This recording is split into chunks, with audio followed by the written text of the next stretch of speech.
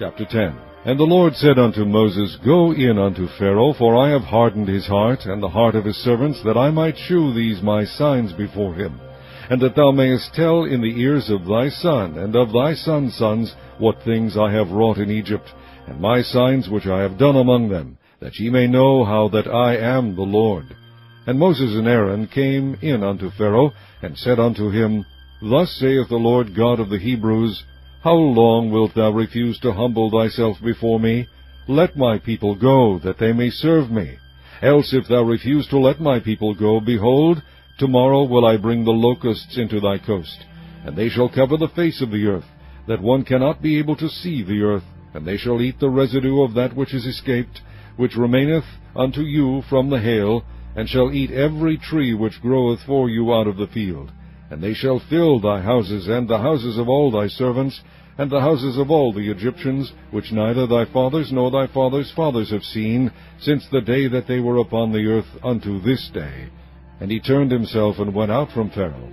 And Pharaoh's servants said unto him, How long shall this man be a snare unto us? Let the men go, that they may serve the Lord their God. Knowest thou not yet that Egypt is destroyed? And Moses and Aaron were brought again unto Pharaoh, and he said unto them, Go, serve the Lord your God. But who are they that shall go? And Moses said, We will go with our young and with our old, with our sons and with our daughters, with our flocks and with our herds we will go, for we must hold a feast unto the Lord.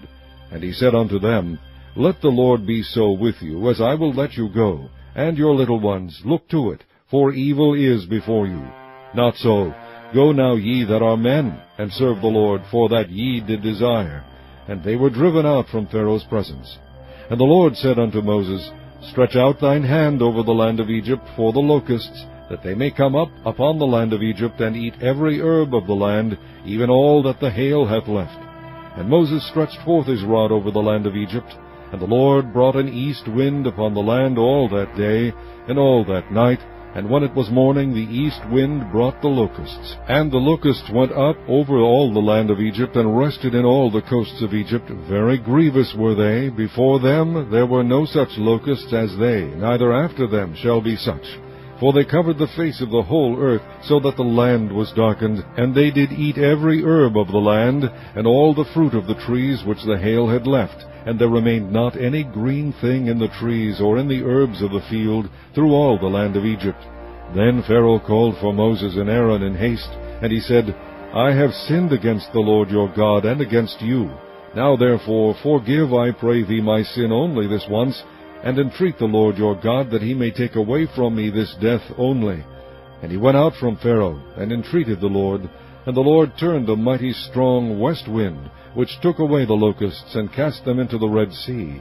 There remained not one locust in all the coasts of Egypt. But the Lord hardened Pharaoh's heart, so that he would not let the children of Israel go. And the Lord said unto Moses, Stretch out thine hand toward heaven, that there may be darkness over the land of Egypt, even darkness which may be felt. And Moses stretched forth his hand toward heaven, and there was a thick darkness in all the land of Egypt 3 days. They saw not one another, neither rose any from his place for 3 days. But all the children of Israel had light in their dwellings. And Pharaoh called unto Moses, and said, Go ye, serve the Lord, only let your flocks and your herds be stayed, let your little ones also go with you. And Moses said, Thou must give us also sacrifices and burnt offerings, that we may sacrifice unto the Lord our God. Our cattle also shall go with us. There shall not be an hoof be left behind. For thereof must we take to serve the Lord our God, and we know not with what we must serve the Lord until we come thither. But the Lord hardened Pharaoh's heart, and he would not let them go. And Pharaoh said unto him, Get thee from me, take heed to thyself, see my face no more, for in that day thou seest my face, thou shalt die. And Moses said, Thou hast spoken well, I will see thy face again no more.